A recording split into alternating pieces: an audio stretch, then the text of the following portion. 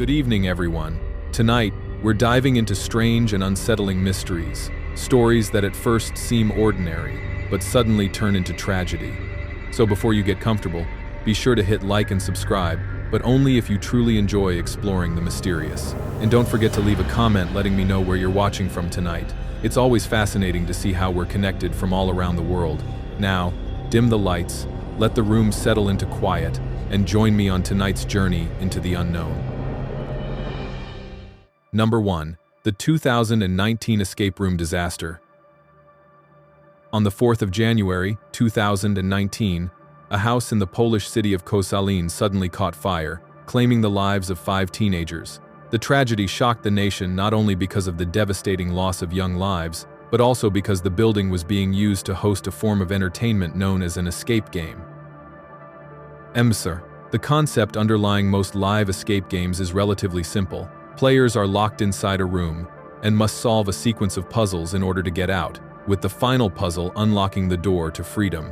While this format is the most common, there are variations in which participants must instead complete different missions, such as finding a particular object, in order to win. The forerunners of live escape games were, in fact, digital ones. As early as the late 1980s, text-based adventure games appeared in which the objective was to escape from a locked room. These soon evolved into online escape room games, often flash-based, that became extremely popular in the early 2000s. In 2007, Takao Kato, an employee at the Japanese publishing company Scrap, happened to notice a colleague playing such a game online and began to wonder if a similar experience could be created in the real world. Not long afterward, Takao began organizing live escape games by renting space in bars and clubs. The events quickly proved immensely popular, attracting international attention. By the early 2010s, escape games had spread to Europe, America, and beyond, becoming ever more sophisticated. In their earliest iterations, escape games were little more than a collection of unrelated puzzles in a plain room, relying on simple devices such as padlocks, combination locks, and keys. As competition increased, however, companies began to create elaborate movie-quality themes, compelling storylines, and technologically complex puzzles. Yet at that time, almost no country had introduced specific regulations to ensure safety within escape rooms. The phenomenon was too new, and since no fatal accident had yet been recorded, government oversight was minimal. For many years, escape games were subject only to the same general safety rules that applied to any public business.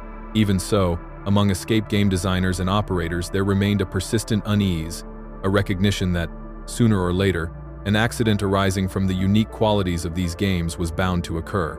During the 2010s, a handful of accidents occurred inside escape rooms, but most were minor incidents, such as slips, falls, or collisions.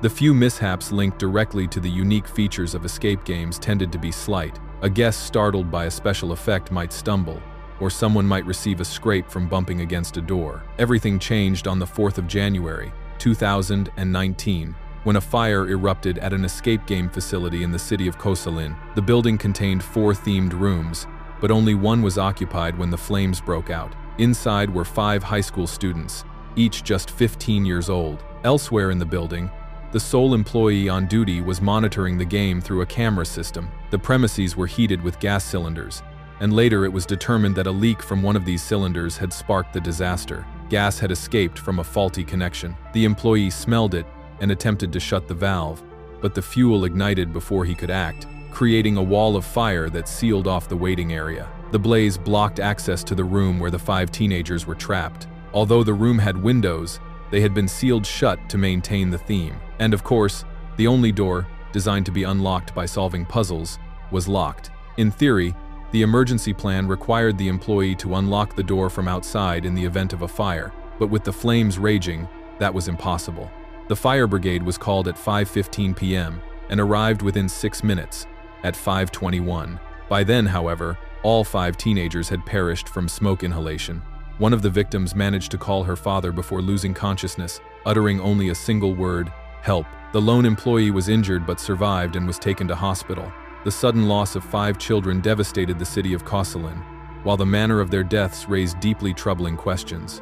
The investigation revealed that the facility had originally been a residential home, converted for business use without informing local authorities. As a result, It had never been inspected to commercial standards. Had such an inspection taken place, even though Poland had no specific regulations for escape rooms at the time, many hazards would almost certainly have been identified. Players were routinely locked inside rooms with no means of opening the doors themselves, even in an emergency. Windows and alternate exits were often sealed, leaving escape entirely dependent on staff. Had there been even one accessible emergency exit, the 5 teenagers might have stood a chance of survival. The owner of the facility, the injured employee, and several others were arrested. The proprietor faced charges of deliberately creating a hazardous situation and of unintentionally causing the deaths of 5 people. The teenagers were memorialized in a solemn service at the town's cathedral, where hundreds gathered to light candles in their memory. The impact on the escape game industry in Poland was profound. The government immediately ordered inspections of more than 1,000 venues nationwide, completed within a matter of months. At least 13 facilities were shut down on the spot for failing to meet basic safety standards. Many others were forced to make changes, and some closed permanently as bookings plummeted. The effects rippled far beyond Poland, reaching nearly every country where escape games had become popular. This was the first fatal accident of its kind, and it was devastating. Many nations launched large-scale reviews of escape rooms. Dozens were temporarily closed until renovations could bring them into compliance with local fire codes. Even so, most countries still have not enacted laws specific to escape rooms, relying instead on general safety standards for entertainment venues. In parallel, many operators and designers reassessed their own practices. Today, locking participants inside a room is rarely done. Almost all escape games now include at least one emergency exit that remains open and clearly marked. The industry continues to grow, becoming a familiar form of entertainment worldwide. Alongside that growth, knowledge of how to build and operate safe facilities has expanded. Regulators have become more adept at inspections, and safer technologies have been devised to replace older, risquées practices. The Aberfan disaster. At about 7:30 on the morning of the 21st of October, 1966, workers arriving for their shift at a coal mine near the Welsh village of Aberfan noticed that one of the spoil tips had shifted overnight. The foreman immediately ordered all operations halted for the day and began to inspect the situation. Yet, while this work was still underway, at 9:15 a massive section of the tip suddenly gave way, hurtling down the hillside like a dark wave and crashing straight toward the village below. Coal mining produced a variety of byproducts. Alongside coal itself, a precious and widely used fuel in 1966, came waste rock and other material unearthed from below ground. These unwanted substances were typically piled into conical black mounds near the mine's entrance. Aberfan Colliery had 7 such tips, all perched on high ground above the village. It was tip number 7 that collapsed on that October morning, unleashing more than 100,000 cubic meters of debris. Almost instantly, 2 farmhouses in its path were obliterated, their occupants killed on the spot. Roughly half of the slide then surged onward, crossing a canal and railway line before slamming into the village itself. It engulfed Pantglis Junior School and destroyed 18 houses. Many other homes, as well as a secondary school, were left badly damaged. The terrible roar of the landslide soon gave way to an eerie silence. Stunned residents stumbled from their homes, confronted with scenes of devastation, and rushed to dig frantically for survivors using garden tools or whatever they could lay their hands on. The timing of the collapse could not have been worse. Most of the children of the village were already in class at the junior school. In total, 240 pupils between the ages of 7 and 10 were inside the building when the black tide struck. Rescue efforts focused desperately on the school. Fire crews and ambulance staff arrived quickly, joined by local miners whose own experience with unstable earth guided the digging. 36 people were pulled out alive and rushed to 2 nearby hospitals. Tragically, all of the survivors were found within the first 2 hours. After 11 o'clock, only bodies were brought up. Most victims had died from asphyxiation. The final death toll stood at 144, of whom 116 were children. A small chapel in the village, not far from the scene of destruction, was requisitioned as a temporary morgue. The space was cramped, but there was no better option. Families were admitted in small groups to identify the bodies of their children, or to register the names of those still missing. Because the chapel was far too small for the sheer number of dead, many related tasks had to be moved elsewhere. Death certificates and cremation papers, for example, were issued from a nearby fish and chip shop. The search for victims continued day and night for 2 weeks. Excavating the mass of compacted debris was difficult and hazardous under any circumstances, But here the work was complicated further. The tip continued to shift because it had blocked a river and burst 2 water mains, sending a constant seep of water into the spoil. Only after the water supply was cut and a drainage channel dug did the site stabilize enough for rescue efforts to proceed more safely. News of the disaster, carried by the BBC, drew hundreds of volunteers to Aberfan. Though well-meaning, many of them only hampered the work of professional rescuers. At the same time, journalists descended on the village in large numbers. While not directly obstructive, their conduct was often condemned as callous. One reporter was even accused of asking a child to cry for the camera after the youngster's siblings had been killed. Burials took place as quickly as possible, many of them in large communal funerals. At Brintoff Cemetery, on the 27th of October, 81 children and 1 woman were laid to rest in a single grave, witnessed by tens of thousands of mourners. A few days later, Queen Elizabeth herself traveled to Aberfan to meet the rescuers and pay her respects to the dead. As the funerals continued, attention soon shifted toward an inquiry. At its center was Lord Robins, head of the National Coal Board, the body responsible for the mine. His initial stance was straightforward.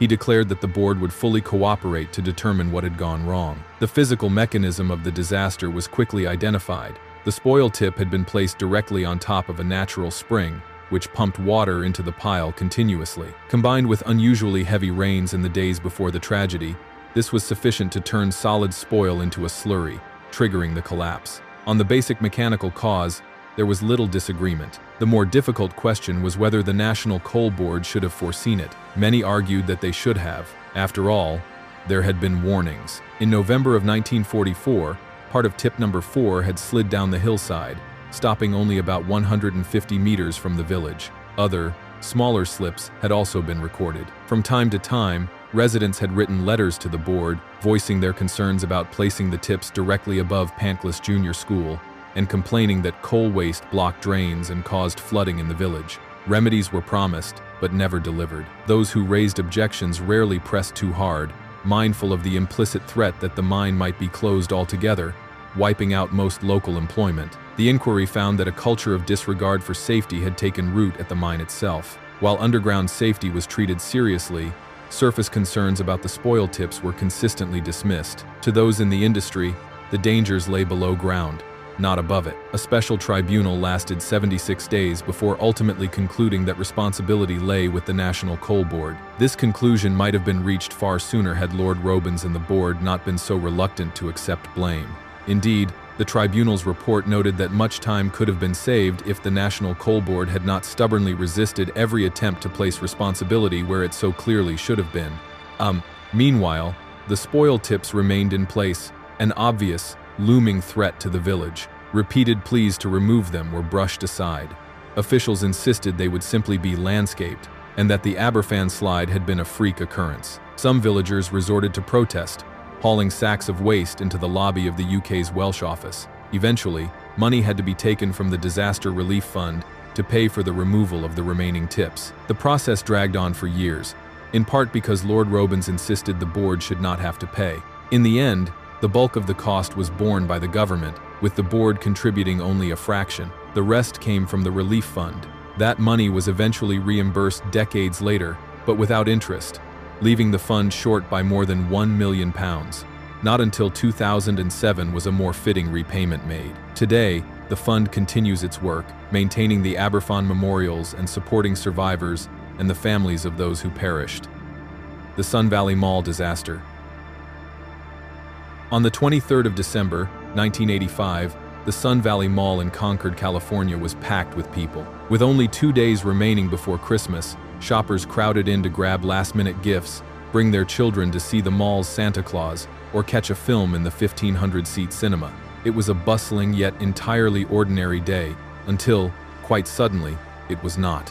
At precisely 8:35 in the evening, something came crashing down through the skylight above. Within only a few seconds, countless lives were changed forever. Buchanan Field Airport had been constructed in Contra Costa County, California, during the 1940s. Initially planned as a civil airfield, it was still unfinished when the United States entered the Second World War, and the Army Air Forces swiftly took it over. After several years of military use, peace returned, and the airport was handed back to Contra Costa County so that it could finally be opened for commercial flights. At that time, The airport lay about 1 mile from the center of Concord, the nearest city. Standing at either end of its runways, the view was of open fields, broken only by the occasional walnut grove. For a fledgling airport, this lack of nearby neighbors was ideal, but that situation did not last. The airport expanded, offering more and more commercial services until, by 1977, it ranked among the 20 busiest airports in the United States. At the same time, Concord itself grew. Suburban development spread outward, replacing pastures and groves with homes, roads, and shops. Before long, high-rise office blocks began to rise along the edges of Buchanan Field. This changing skyline stirred unease. City planners voiced concern about the placement of several particularly tall structures, and in 1985, one building was discovered to stand more than 2 meters, around 7 feet, above the height permitted by the Federal Aviation Administration. The building was duly reduced to meet regulations, yet the concerns did not fade. The Sunvalley Mall, which first opened its doors in 1967, was not considered among the more pressing concerns. Located about 1 kilometer, roughly half a mile, into the south of the airport, the low-slung structure seemed of little consequence. Though some flight paths did indeed pass directly overhead, the site was not regarded as hazardous. It was the taller office blocks that had begun to rise near the runways which most troubled city planners. The mall itself flourished. In its very first year, it hosted around 40 retailers, with major names drawing shoppers from Concord and the surrounding region. Over time, it grew to include a sprawling food court, a 1,500-seat cinema, parking space for 9,000 vehicles, and striking landscaping, complete with vast murals, indoor gardens, and a multitude of decorative fountains. Large skylights set into the flat roof filled the interior with natural daylight, while still keeping visitors sheltered from the weather. For many years, Sunvalley Mall could proudly claim to be the largest fully air-conditioned indoor shopping center of its kind anywhere in the world. On the 23rd of December, 1985, the mall was thronged with last-minute Christmas shoppers. Many families had come not only to browse for gifts but also to see Santa Claus, who was appearing outside Macy's department store. He was a fixture of the holiday season, and at that moment about a dozen families were lined up, waiting their turn. Among them was 23-year-old Kim Aguirre, who stood with her 3-year-old son Mario.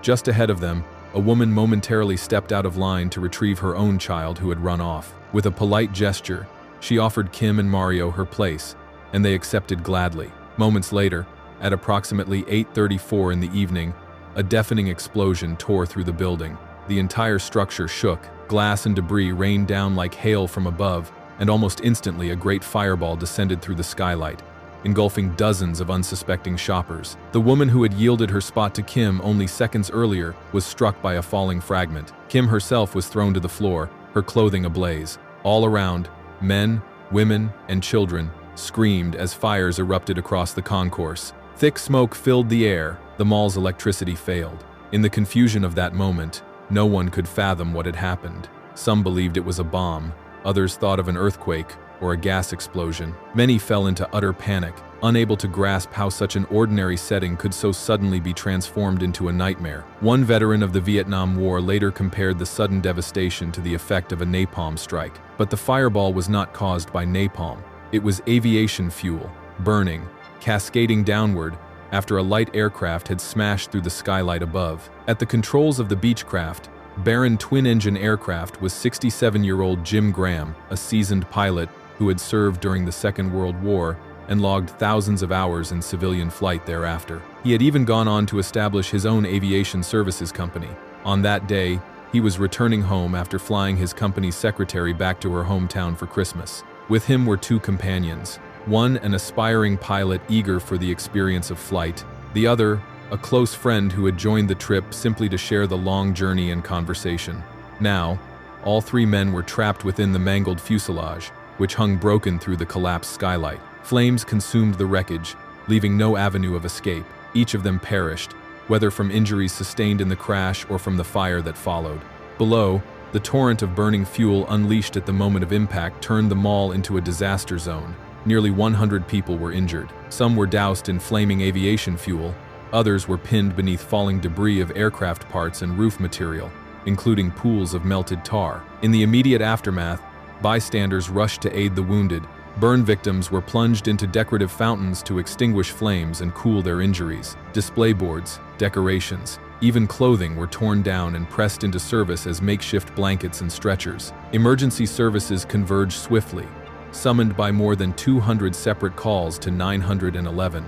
Dozens of ambulances lined up outside, ready to ferry the injured to specialized burn units throughout the county. The man who had been playing Santa Claus later recalled the moment when the fireball erupted.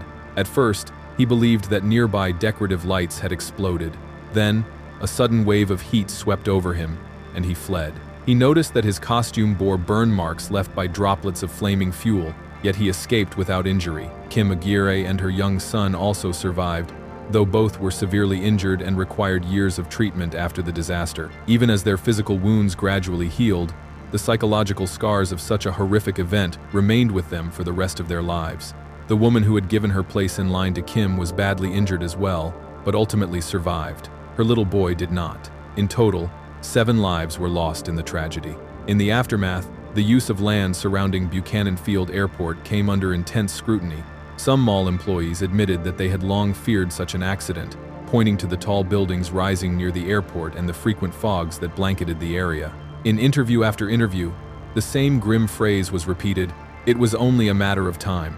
Even so, investigators determined that the buildings around Buchanan Field all stood within the height limits set by the Federal Aviation Administration and were therefore, in theory, safe. The crash itself, they concluded, was not caused by the airport's surroundings. Instead, the National Transportation Safety Board suggested it might have been due either to a collision with an unidentified object in the thick fog or to the pilot becoming. Several new commercial routes planned for Buchanan Field were delayed in the wake of the disaster, though not permanently canceled. In time, normal operations resumed. The mall too recovered quickly. Sections reopened the very next day, even before the wreckage had been cleared. Within a year, the entire complex had been rebuilt at a cost of roughly $3 million. Meanwhile, hundreds of lawsuits were filed, most of them targeting city planners. About $11 million were ultimately paid out, whether by judgment or out-of-court settlement. Today, Buchanan Field remains a busy and important airport. Sunvalley Mall continues to draw shoppers. Since the 1985 disaster, there have been 4 more small plane crashes in the vicinity, but in every case the aircraft have struck roadways or open ground, not buildings. Survivors of the Sunvalley Mall tragedy, however, still carry the burden of their injuries and the haunting memory of what unfolded that December night. Number 4. The Victoria Hall disaster. At 3 o'clock in the afternoon on the 16th of June, 1883, a children's magic show began at Victoria Hall, a theater in Sunderland, England. The hall was packed with youngsters of every age, some 1,500 boys and girls, each of whom had paid a penny for admission. As the performers stepped onto the stage, none of them realized that nearly 1 in 7 of those children would never leave the building alive. Victoria Hall had been built just over a decade before the tragedy. It was a massive brick structure, designed in the Gothic style, then in vogue. The main auditorium contained a stage and 3 levels of seating. The ground floor, a curved gallery above, and a lofty balcony still higher. With its vast capacity, the hall quickly became a familiar venue for public meetings, as well as for many forms of entertainment. Music halls, variety acts, and concerts had all graced the stage of Victoria Hall. A magic show for children, therefore, was nothing unusual. This particular performance was given by a pair of traveling entertainers, Mr. and Mrs. Fay, whose handbills promised marvels, sleight of hand, talking wax figures, and other wonders designed to delight a youthful audience. There was another enticement as well. Each child admitted was promised the chance of a small gift, perhaps a little book or a toy. Few could resist such a lure. Hundreds of children scraped together their pocket money or pleaded with their parents for the single penny required for entry. By the afternoon of June 16th, the auditorium was jammed with excited voices as Mr. and Mrs. Fay took the stage. Their performance proceeded smoothly. They had given countless such shows across Britain, bringing joy to thousands of children, and this one appeared no different. Indeed, the only incident of note seemed almost comic. A puff of smoke from one illusion left a few children in the front rows coughing and retching. Otherwise, the young audience was enthralled. When the final trick was finished, the Fays announced that those holding specially numbered tickets would receive a gift as they departed. At the same time, they began tossing handfuls of toys and sweets down into the crowd. It was at this moment that events slipped fatally out of control. The gifts were thrown only to the children on the ground floor, Those seated in the gallery and balcony above received nothing. Disappointment quickly turned to agitation, and many of them rose from their seats and hurried downstairs to claim their share. The children, already overexcited from the performance, perhaps the most thrilling event of their young lives, were scarcely capable of restraint.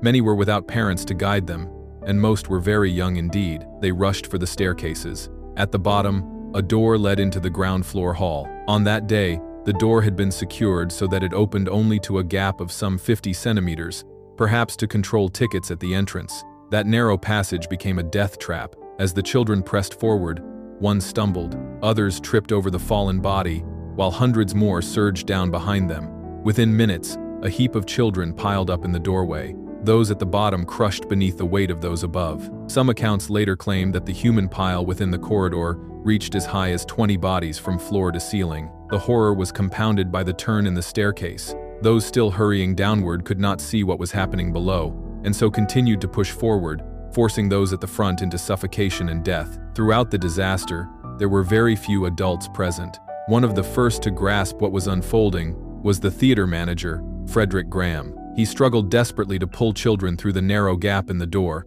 but they were wedged so tightly that he could not free them. Instead, he dashed up another staircase and led some 600 children to safety through a separate exit. With the pressure eased slightly, other adults on the scene began dragging more youngsters out. At last, the door itself was torn from its hinges, and within half an hour every child, whether alive or dead, had been removed from the stairwell. The survivors were rushed to hospitals, while the bodies of the victims were laid out upon the pavement outside. The toll was staggering. Many had been crushed or suffocated. As word of the calamity spread, frantic parents flooded to the theater in search of their children. All too many found only the nightmare they most feared among the long rows of lifeless bodies. One account tells of a man who, after walking the entire line of the dead, collapsed in tears upon realizing he had lost not just a single child, but his whole family. Another report noted that an entire class from a local school had been wiped out. In all, 183 children perished in the crush,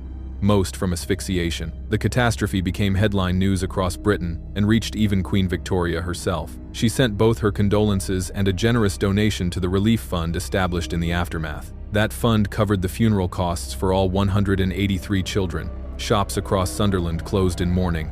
An official inquiry was convened, but no one was found responsible. A second investigation, spurred by public outrage, reached the same conclusion. No one could say who had fastened the door so that it opened only to a narrow gap, nor who had failed to release the catch after tickets had been checked. Though it was the scene of so much tragedy, Victoria Hall remained in use for more than 50 years afterward, until it was destroyed by a German mine during the Second World War. By then, the building was considered both unsightly and a painful reminder, and its loss was scarcely mourned by locals. Mr. and Mrs. Fay faced criticism during the inquiries, but were not held accountable. Once the furor subsided, they continued their careers as traveling entertainers, though they never again performed for children, nor ever returned to Sunderland. A memorial was erected for the victims in Mowbray Park, not far from where Victoria Hall once stood. The marble statue depicts a grieving mother cradling her lost child. Despite relocations and repeated restorations, it endures to this day, now housed beneath a protective glass canopy in Mowbray Park to guard it against vandalism. Number 5. The Hartford Circus Fire. On the 6th of July, 1944, the circus arrived in Hartford, Connecticut. Residents poured eagerly into the massive big top to witness a performance unlike anything of its day. Trained lions and tigers, breathtaking acrobatics, a miniature menagerie filled with exotic creatures, and a sequence of dazzling circus acts. Around 7,000 spectators took their seats beneath the giant canvas tent, but before that afternoon's show could draw to a close, one of the deadliest temporary building fires in American history would erupt. In the 1940s, the circus was a very different spectacle than it is today. The Ringling Brothers were among the largest and most celebrated troops in the nation, traveling the length and breadth of the United States by train, setting up for several days at a time near major population centers. Their big top was, at that time, one of the largest in the world, capable of seating some 9,000 people around 3 parallel rings. For many residents, its arrival was a rare occasion for enjoyment. The Second World War had dragged on for years, leaving few opportunities for leisure. With most men serving overseas, The audience that day consisted largely of women and children. The circus itself bore the scars of war. Resources were scarce, and transport was often disrupted by the priority given to munitions and supplies. In fact, the Ringling brothers had planned to arrive in Hartford and erect their tent by the afternoon of July 5th for the grand opening. But delays in transportation forced them to cancel the first show, a misfortune that many circus folk regarded as a bad omen. They surely breathed a sigh of relief when the evening performance on July 5th passed without incident. Yet disaster was only waiting until the following day. July 6th dawned oppressively hot. Nevertheless, more than 7,000 spectators crowded in. The throng funneled through the few main entrances and filled the wooden bleachers surrounding the rings. Then, without warning, flames appeared. To this day, no one knows with certainty how the blaze began.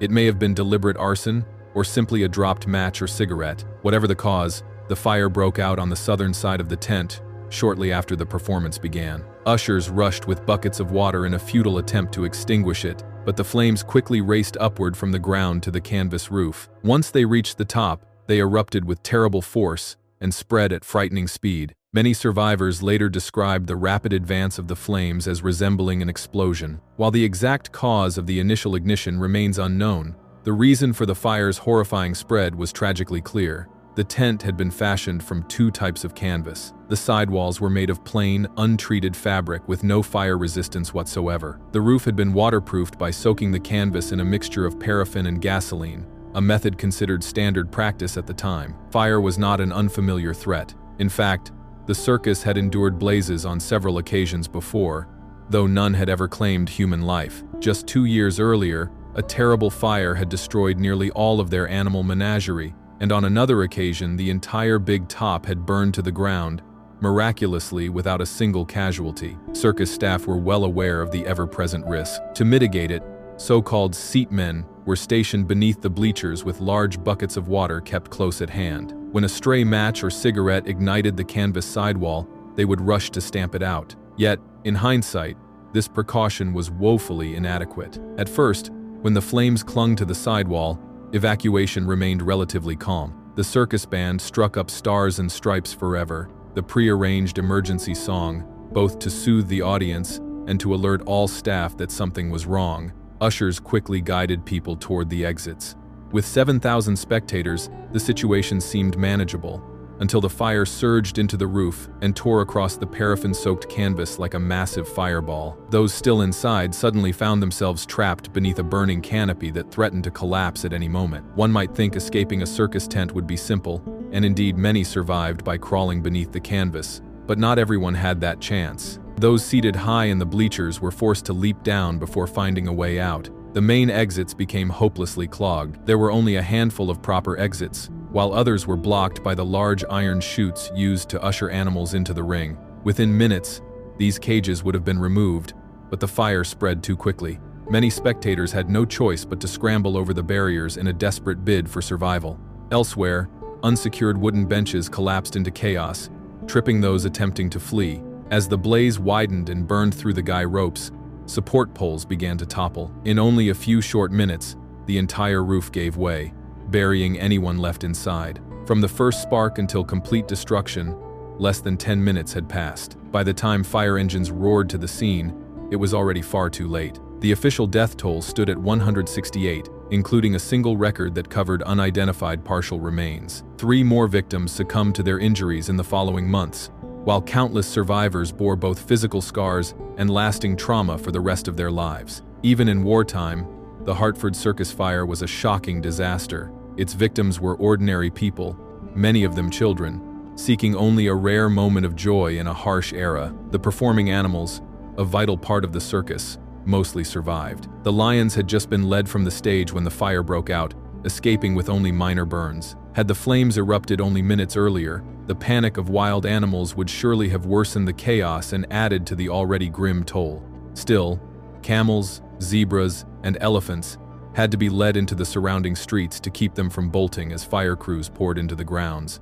Naturally, an investigation followed. Hartford itself had not been negligent. The city had recently invested heavily in new fire escapes, but the circus had slipped through the cracks. Never before had there been a serious fire in such a setting, and no detailed plan for response existed. Inspectors had checked the tent for structural soundness, but not for flammability or fire safety. The cause of the blaze was never officially determined. Some circus folk insisted it was arson, while others pointed to a sparking spotlight. Yet multiple inquiries concluded that the most likely culprit was a dropped match or cigarette. Several circus officials were charged with involuntary manslaughter and sentenced to as many as 5 years in prison, though all were released early for good behavior or health concerns. The circus itself, though it never accepted legal liability, sought to make amends. For nearly 10 years, it voluntarily set aside all profits so Hartford could distribute compensation to the victims for their losses and suffering. When the troupe eventually resumed its tours, significant changes were made. Local authorities across the country now demanded proof that big tops were fireproof,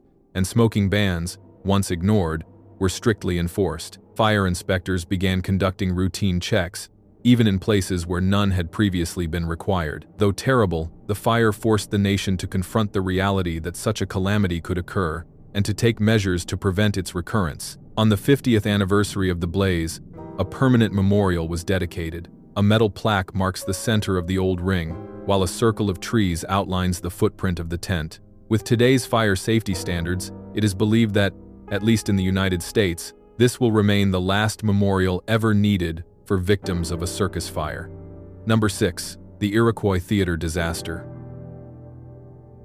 On the 30th of December, 1903, a fire broke out on the stage of the newly built Iroquois Theater in Chicago, Illinois. The theater's advertisements had boldly proclaimed the building to be entirely fireproof, but the reality proved tragically otherwise. The very design of the structure set the stage for a death toll greater than that of any other single-building fire in American history, and it would force sweeping changes in safety standards for public assembly spaces, regulations that remain in place to this day.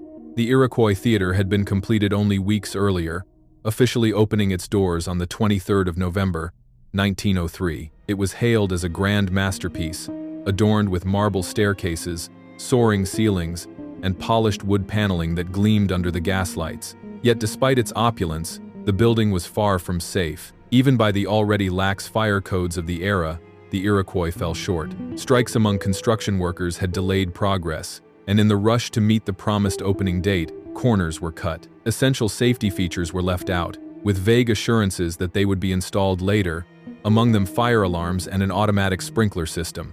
Worse still, in the name of architectural elegance, the designer chose to omit illuminated exit signs altogether.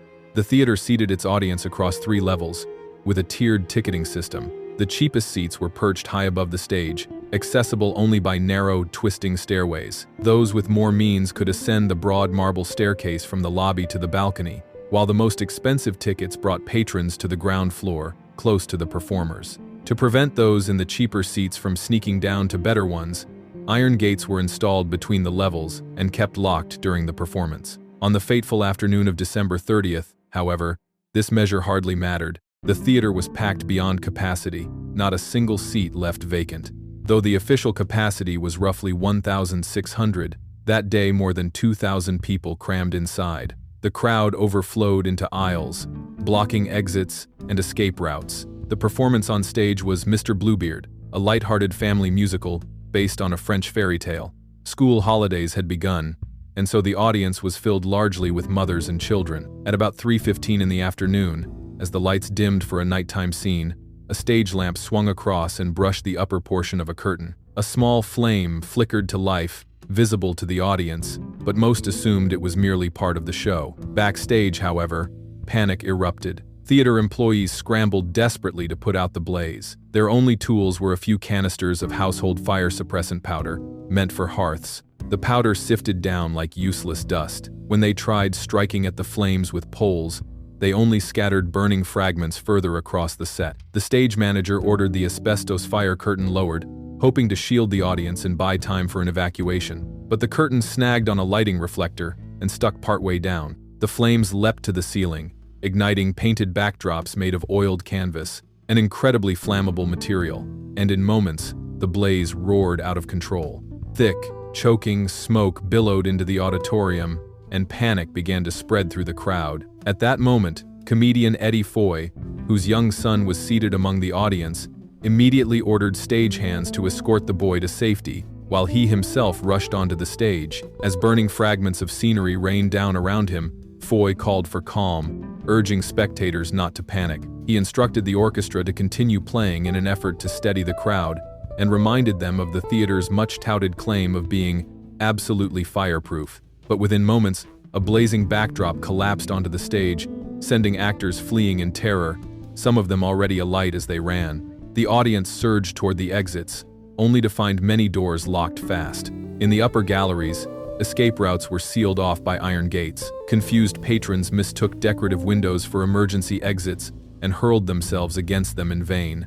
Others poured out onto fire escapes that proved far too narrow, and in some cases, not yet completed. Dozens fell to the ground below, many killed instantly, while those who fell later were spared only because the bodies of earlier victims broke their fall. Witnessing the chaos, some chose to remain seated rather than risk being crushed in the stampede. Yet only minutes later, the flames on stage had spread into a full inferno. When other doors within the theater were finally opened, the sudden rush of air fed the blaze, and a fireball swept across the auditorium, devouring everything in its path. There was no working fire alarm, no emergency telephone. Firefighters were alerted only when an employee ran into the street to activate a firebox. By the time help arrived, the disaster was already beyond control. Even so, a handful of spectators escaped through sheer chance. Outside, passers-by became unlikely rescuers. A railroad worker happened by with his tools. He quickly dismantled door hinges and freed dozens trapped inside. Elsewhere, construction workers scrambled onto scaffolding and threw planks across to incomplete fire escapes, enabling some to crawl to safety. Their efforts saved lives, but could do little against the overwhelming toll. In all, 602 people perished in the blaze, with many more dying from injuries in the aftermath. The horror dominated newspaper headlines for months, amplified by revelations that the so-called asbestos fire curtain had in fact been made of wood pulp and would have been useless even if it had lowered properly. The theater had never held a fire drill. Reports accused fire inspectors of accepting free tickets in exchange for ignoring glaring hazards. Though official inquiries placed the blame squarely on the theater's owners, not a single one faced criminal punishment. Lawsuits dragged on for years, only to collapse one by one. Yet public outrage, combined with a genuine fear of repetition, spurred sweeping reforms. Overselling tickets beyond legal capacity was outlawed. The tragedy also marked the widespread adoption of outward-swinging emergency doors equipped with push-bar latches, a device invented years earlier after Britain's Victoria Hall disaster, but never widely used in America until Iroquois burn. Eddie Foy, who escaped with his son, was celebrated as a hero, even though his pleas for calm could not quell the chaos. He went on to enjoy a long and successful career in the theater. The Iroquois itself was reduced to a charred shell. Rebuilt and reopened as the Colonial Theater, it operated without incident until 1925, when it was demolished and replaced by the Oriental Theater. Number 7. A Brief History of Death by Selfie.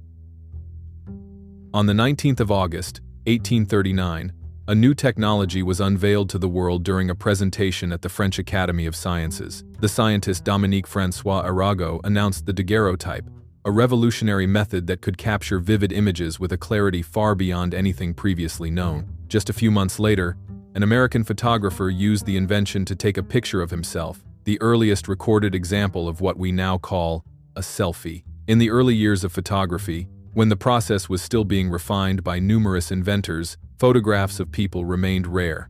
The exposure times were simply too long, making the method better suited for static objects. Though a few images managed to capture faint human figures, by the turn of the new century, photography had advanced considerably. Around the 1900s, an anonymous woman took her own picture using a mirror, likely the very first example of a mirror selfie.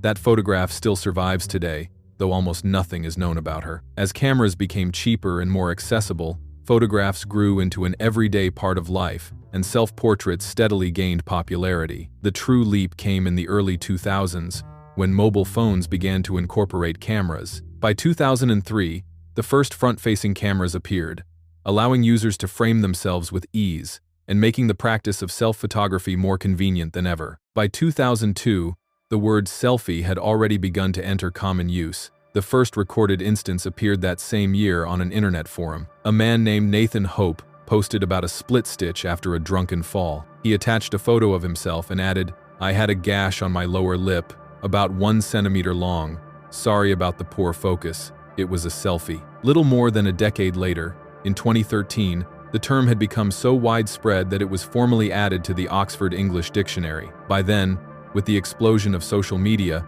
people were eagerly sharing unique and striking selfies for the world to see. Yet from that point onward, accidents linked to selfies began to mount. One of the first fatal cases occurred on the 31st of May, 2014. Shortly after midnight, Amritpal Singh, a 29-year-old amateur pilot, took off in a 2-seat Cessna 150 from Front Range Airport in Adams County, Colorado. With him was Jatinder Singh, a 31-year-old musician in town for a performance, whom Amritpal had invited for a sightseeing flight. Moments after takeoff, Amritpal lost control. The aircraft banked, then plummeted into a nearby field, remaining undiscovered for nearly 6 hours. When authorities arrived, both men were already dead from their injuries. The investigation centered on a GoPro camera and a mobile phone recovered from the wreckage. Footage from earlier flights revealed that Amritpal had repeatedly flown while taking selfies, even using a flash during night flights. Although no recordings survived from the fatal flight,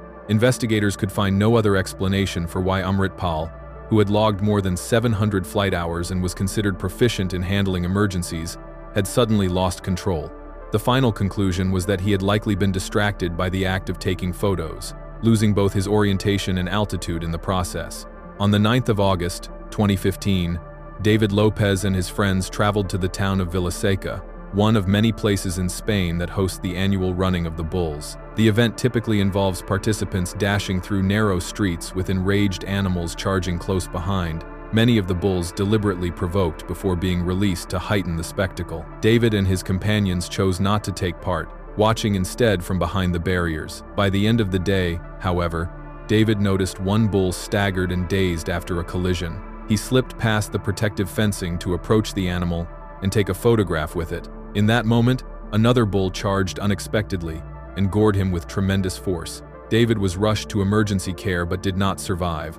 Accidents at bull running festivals are far from rare, yet this case stood out as one of the few in which a spectator was killed rather than a participant. On the 9th of October, 2015, Belgian tourist Françoise Goma and her husband visited the famed El Tatio geyser field in Chile's Andes Mountains. This geothermal basin, the third largest in the world, boasts countless hot springs and violently active mineral geysers. Its surreal landscape, otherworldly in appearance, draws travelers from across the globe, but like most geothermal zones, El Tatio hides grave dangers. Some pools can reach 85 degrees Celsius, or 185 degrees Fahrenheit, their surfaces covered only by thin, brittle crusts that can crack underfoot. Françoise hoped to capture a selfie with one particularly striking geyser. She stepped close, turned her back to the steaming column, and lifted her phone to take the picture. Suddenly, the geyser erupted with violent force. Startled, she stumbled backward, straight into a pool near 100 degrees Celsius. Her husband pulled her out at once, but by then her body had suffered catastrophic burns. Though a rescue helicopter rushed her to hospital, Françoise succumbed to her injuries in the early hours of the following morning. On the 8th of November, 2017, 26-year-old Wu Yongning climbed the Huaiyuan International Center in Changsha, China. He reached the summit and then pressed higher still, scaling another 20 stories on the outside of the structure until he hung some 62 floors above the ground. Wu was there to film himself performing dangerous stunts on the very edges of the skyscraper. For years, he had been known for such feats. Not only did they thrill him, they also provided a steady income. His jaw-dropping images, dangling from ledges, stretching out over dizzying drops, had drawn tens of thousands of followers on social media and even secured sponsorship deals. This climb, Wu hoped, would earn him 100,000 yuan, about $15,000 in a photography competition. He needed the money desperately. The next day, he planned to propose to his girlfriend, pay for their wedding, and cover costly medical care for his ailing mother. Once at the chosen height, he set up his camera and attempted a familiar stunt, suspending himself from the edge of the building and completing several push-ups in mid-air. He had done this many times before. That day, though he managed the maneuver, the effort drained him. When he tried to pull himself back up, his strength gave out. Wu fell. His body was later discovered by a window cleaner, resting on a ledge 45 floors below. A month afterward, his girlfriend confirmed his death publicly, leaving tens of thousands of fans in mourning. In both cases, the desire to capture a single striking image cost them their lives. By some estimates, worldwide more than one person per week dies in selfie-related accidents. A tragic legacy the pioneers of self-portrait photography, more than a century ago, could never have imagined. Number 8. The Zolitūde shopping center collapse. On the 21st of November, 2013, the roof of the Zolitūde shopping center in Riga, Latvia, suddenly gave way without warning, trapping nearly 100 employees and customers inside. Construction of the center had been completed in 2011, and just before its grand opening, it was celebrated as Building of the Year. Its bold design of glass and concrete stood out, with most of its floor space leased to the Maxima supermarket chain. Other tenants included a bank, a beauty salon, and a pet shop. The complex was part of a larger development that also featured offices, retail outlets, and residential housing. Despite its popularity with local residents, the building experienced a number of problems during its short life. A small fire just months before the opening delayed construction but caused little permanent damage. Once tenants moved in, employees became accustomed to hearing fire alarms ring regularly, a nuisance blamed on the overly sensitive system reacting to dust in the air. On another occasion, workers arrived to find the changing rooms completely flooded, with maintenance staff explaining that the building's foundations required repair. In spite of such issues, expansion plans soon followed. In early 2013, work began on a rooftop garden, complete with a shallow layer of soil, grass, cobblestone walkways, and planters.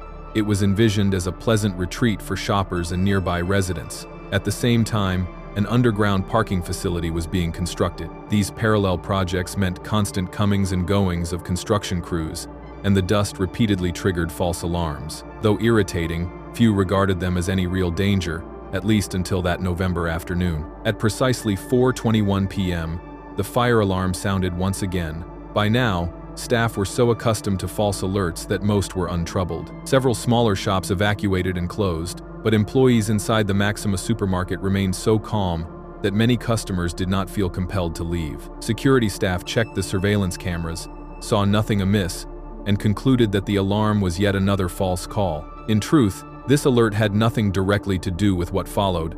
It was merely a coincidence. Those who had stepped outside when the alarm rang were still standing nearby an hour later when the roof collapsed without warning. The failure began directly above the checkout counters of the Maxima supermarket, crushing entire aisles of groceries beneath thousands of tons of falling concrete and steel. In an instant, close to 100 people were injured or trapped. Rescue units rushed to the scene.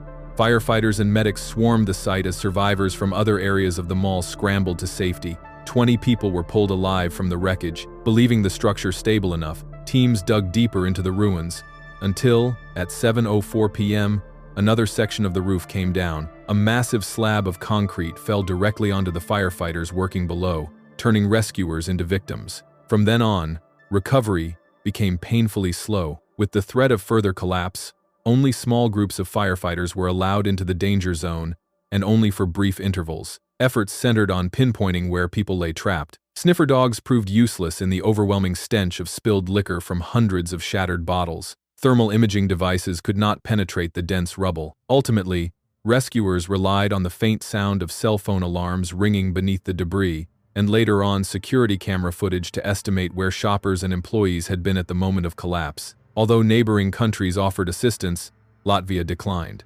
Officials believed they had sufficient manpower to handle the crisis on their own. After several days of near-continuous work, rescue operations officially ended on the 25th of November. The final toll stood at 54 lives lost, including 3 firefighters who perished during the second collapse. In addition, 41 others were injured, but managed to survive. In the aftermath, a range of possible causes was debated. Many suspected that the rooftop garden had placed excessive strain on the structure. Others argued that the small fire that occurred just prior to the center's opening had weakened its integrity. Faulty fire alarms were also cited as a serious concern, something that should have been addressed early on rather than allowed to become a routine nuisance. Did the alarm on that day trigger in response to dust from the roof as it began to fail? Could an investigation into the malfunctioning system have revealed structural weaknesses in time? And if staff had not been so calm in dismissing the alerts as false, might more people have escaped before the roof gave way? At its core, the tragedy stemmed from poor design and substandard construction. In certain areas, Load calculations had been misjudged, leaving structural supports too weak to bear the weight of the roof. That overload caused prolonged metal fatigue. Where the design had called for long steel beams, they had been replaced by shorter segments bolted together. It was at precisely these joints that the roof gave way. Once the collapse began, severe metal fatigue rippled through the structure, dragging the entire roof down. Assigning responsibility, however, proved almost impossible. Architects blamed the steel beam manufacturer. The beam company, in turn, faulted the bolt supplier. The bolt makers claimed the architects had misapplied their product. Ultimately, the blame was directed toward the project's structural engineer, who had erred in his calculations. The 24th of November is now observed each year as a national day of mourning in Latvia. The event remains deeply etched in the nation's memory, a stark reminder of the catastrophic consequences that can emerge from negligence, evasion of responsibility, and something as simple as a handful of faulty bolts and weakened beams. Number 9. The Isla Nublar Incident. On the 11th of June, 1993, a system failure at a not-yet-opened resort on the island of Isla Nublar, off the coast of Costa Rica, allowed a large number of dangerous animals to escape their enclosures.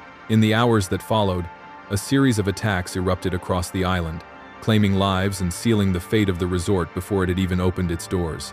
Isla Nublar is a remote island, situated more than 190 kilometers, about 120 miles, off the Costa Rican coast. It is owned and administered by the Costa Rican government. Volcanic in origin, the island boasts an extraordinary range of ecosystems, dense jungle covering much of its surface, while rocky peaks carve out valleys where unique microclimates have developed. By the early 1900s, the island was virtually uninhabited, its indigenous residents having gradually resettled on the mainland over preceding centuries. For many years, it remained almost entirely devoid of human life, and thus came to be seen as an untouched paradise. That destiny changed dramatically in 1985, when International Genetic Technologies, better known as InGen, set its sights upon the island. The company's founder, John Hammond, envisioned nothing less than a world-first safari experience unlike any other. Previous attempts to launch the project in San Francisco had failed amid legal challenges and safety concerns. But following negotiations with the Costa Rican government, InGen was granted permission to develop Isla Nublar into a resort designed to attract visitors and revenue from across the globe.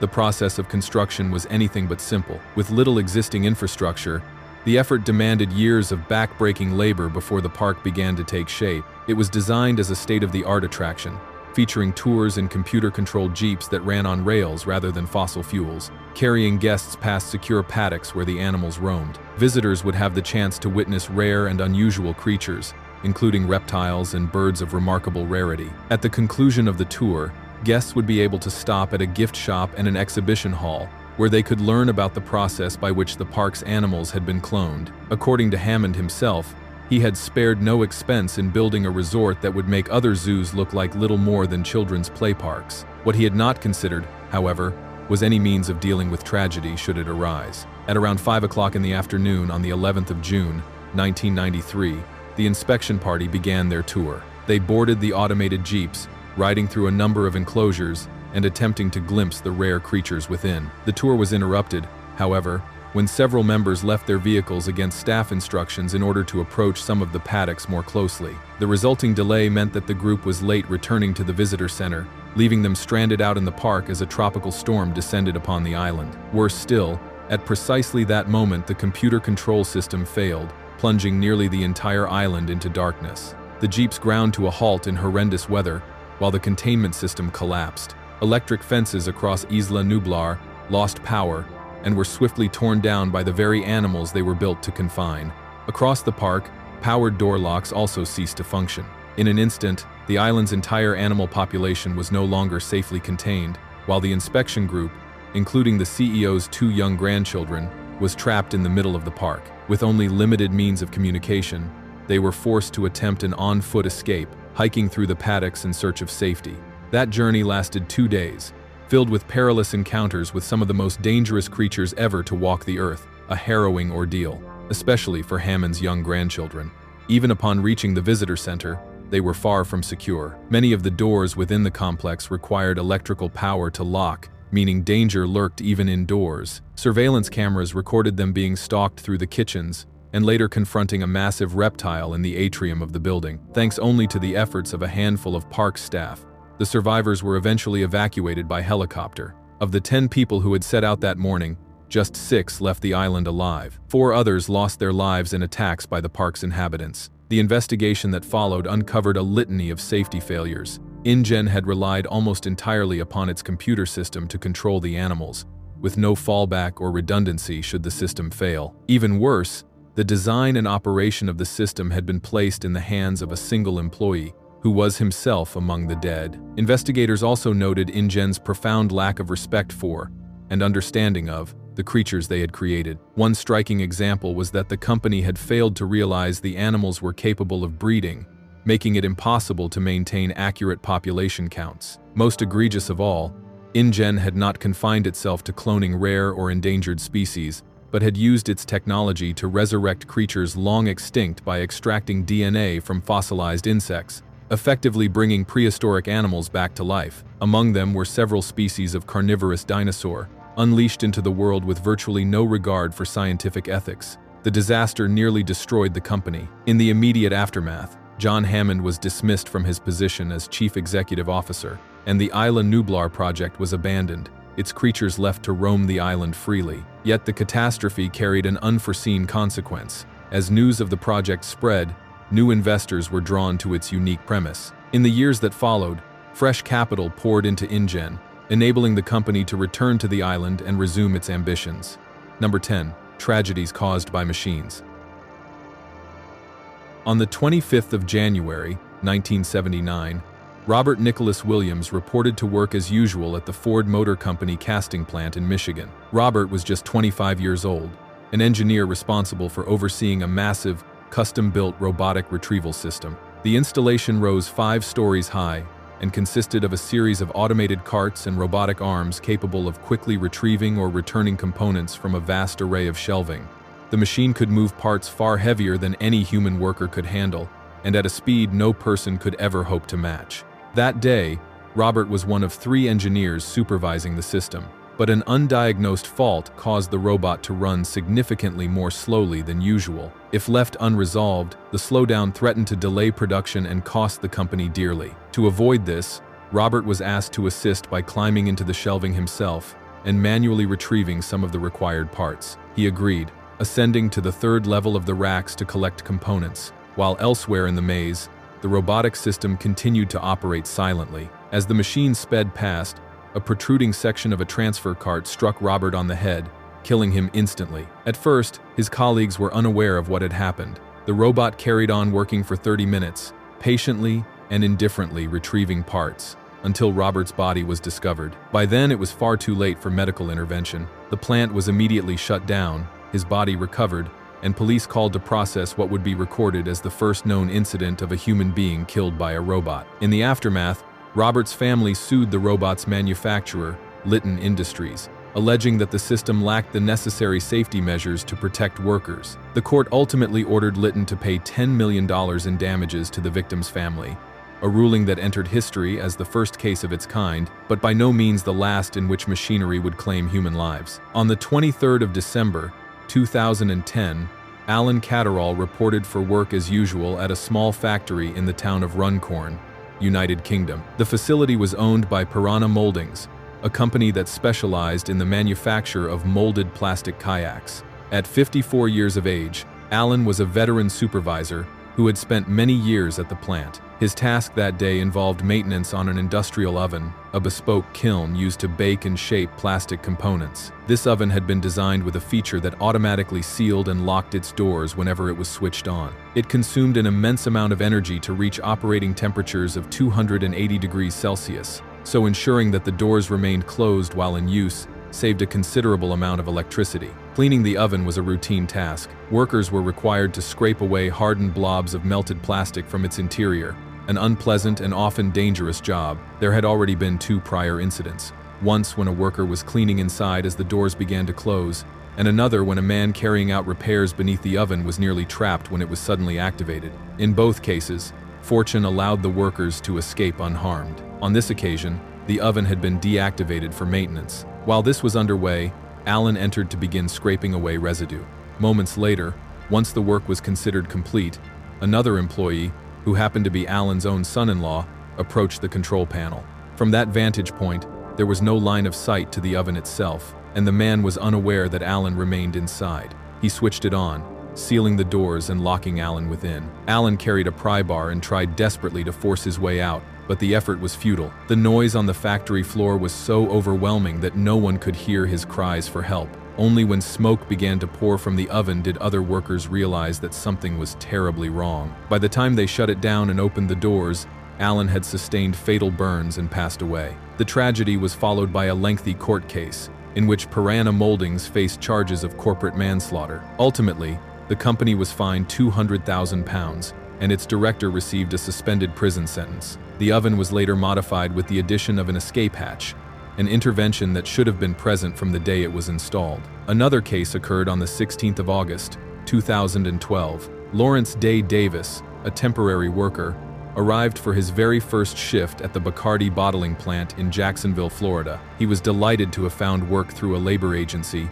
eager to earn money and support his family. Such agencies supply short-term workers to companies as needed, sometimes for just a few hours or days, while handling administrative tasks and giving businesses a flexible workforce. Upon arrival, Lawrence was issued a high-visibility vest and received a brief orientation, a mere 15 minutes of training covering basic factory procedures. Almost immediately, he was sent to the bottling line. Less than an hour later, however, he was reassigned to help clean up after a malfunctioning palletizer had spilled bottles of rum, shattering glass across the concrete floor. Lawrence was asked to crawl beneath the machine to clear the broken glass. Keen to prove himself on his first day, he complied without question. He was still working when, without warning, the machine was restarted. Designed to stack pallets laden with rum bottles, each load could weigh as much as 900 kilograms. As soon as the system powered on, a fully loaded pallet descended, crushing Lawrence against the floor. His co-workers heard his screams and triggered the emergency stop, but it was too late. For several agonizing minutes they struggled to reverse the machine, even resorting to a pry bar in a desperate attempt to lift the weight. Nothing worked, and by the time emergency responders arrived, Lawrence was dead. In each of these three tragedies, a chain of failings combined to bring about the needless deaths of workers, yet all might have been prevented by a single safeguard, the lockout procedure. This long-standing principle in industrial safety requires that any machine be physically locked in the off position before maintenance or repairs are attempted. The simplest method is a padlock, secured to the controls so that the system cannot be activated. The worker inside retains the only key, ensuring their safety until they exit. More advanced systems allow multiple workers to attach locks simultaneously, providing collective protection. But for many reasons, this simple safeguard is not always observed, sometimes to save time, sometimes because of inadequate training, or sometimes out of complacency. The reality, however, is that in countless industrial accidents, a small lock and tag could have marked the fragile boundary between life and death. Number 11. The Buncefield Explosion. In the early hours of the 11th of December, 2005, a thunderous blast shook the county of Hertfordshire, England. The ground trembled as if struck by a minor earthquake, an event almost unheard of in that part of the United Kingdom. As startled residents awoke, they saw a vast column of black smoke rising on the horizon. What they did not yet know was that they were witnessing the beginning of the largest fire in Europe since the Second World War. The Buncefield Oil Storage Depot, also known as the Hertfordshire Oil Storage Terminal, was a vast facility on the outskirts of the town of Hemel Hempstead, roughly an hour's drive north of London.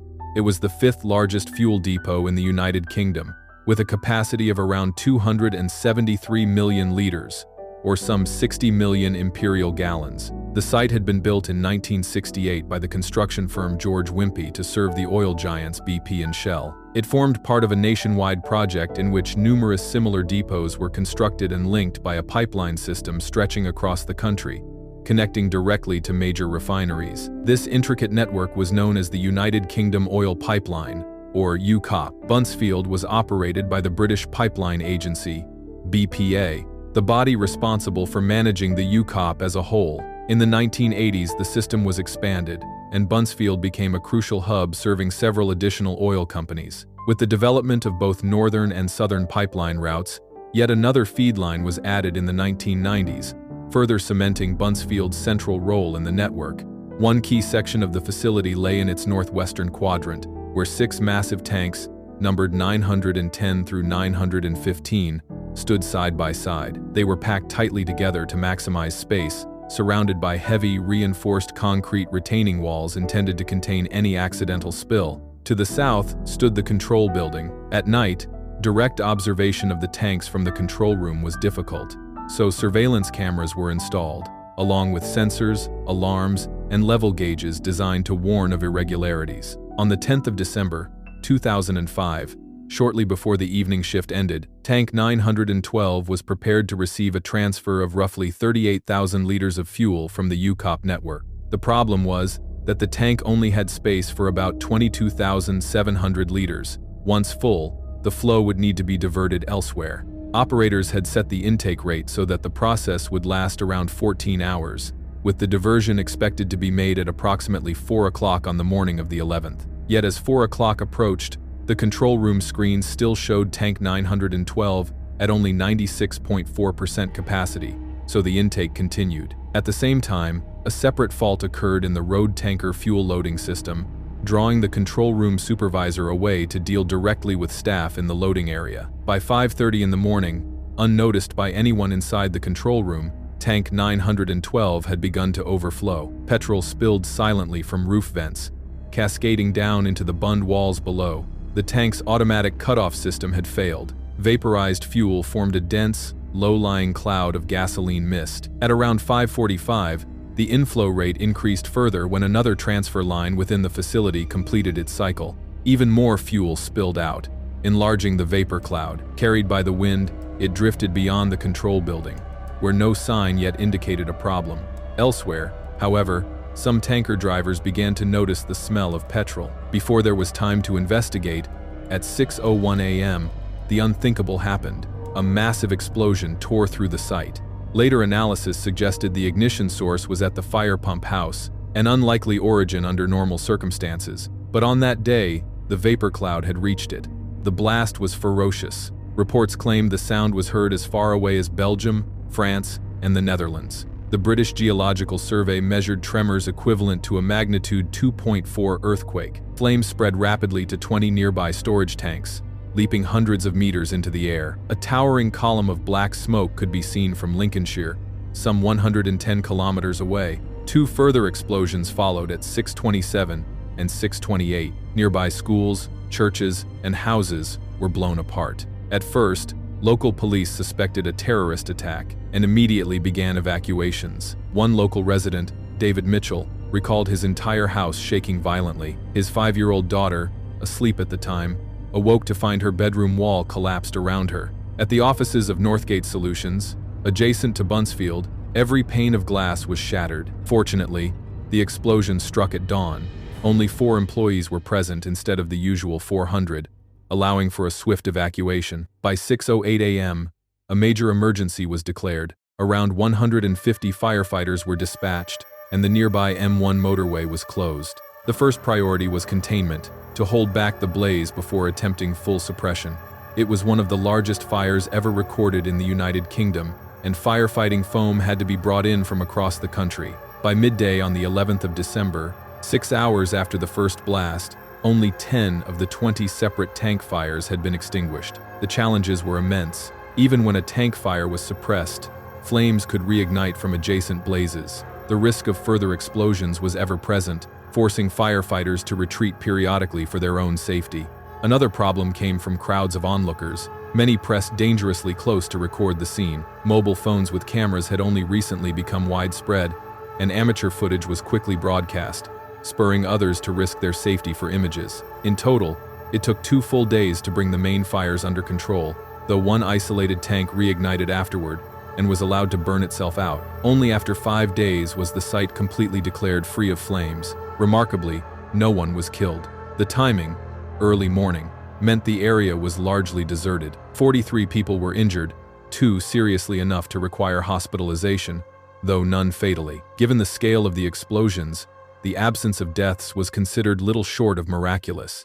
A government inquiry later revealed that key safeguards against tank overflow were absent. Neither the automatic shutoff switch nor the high-level alarm had functioned. Several mandatory safety procedures had not been followed. The bund walls around the tanks failed to contain all the spilled fuel. Because Buncefield was part of the wider UKOP network, sweeping new legal regulations were introduced nationwide to prevent a recurrence. The inquiry also concluded that, although the emergency response was rapid, local services were wholly unprepared for an oil fire of such magnitude. More than 2,700 insurance claims were filed by residents and local businesses, with settlements dragging on for years. Oil firms including Total and Texaco admitted liability but later disputed many claims. Some were not resolved for nearly 7 years. Even decades afterward, some residents voiced concern about the long-term safety of local drinking water, given the vast volume of fuel that had seeped into the ground. And that is the story for today. Thank you for watching until the very end. If you enjoy videos like this, be sure to subscribe to the channel so that you receive a notification each time we release a new one.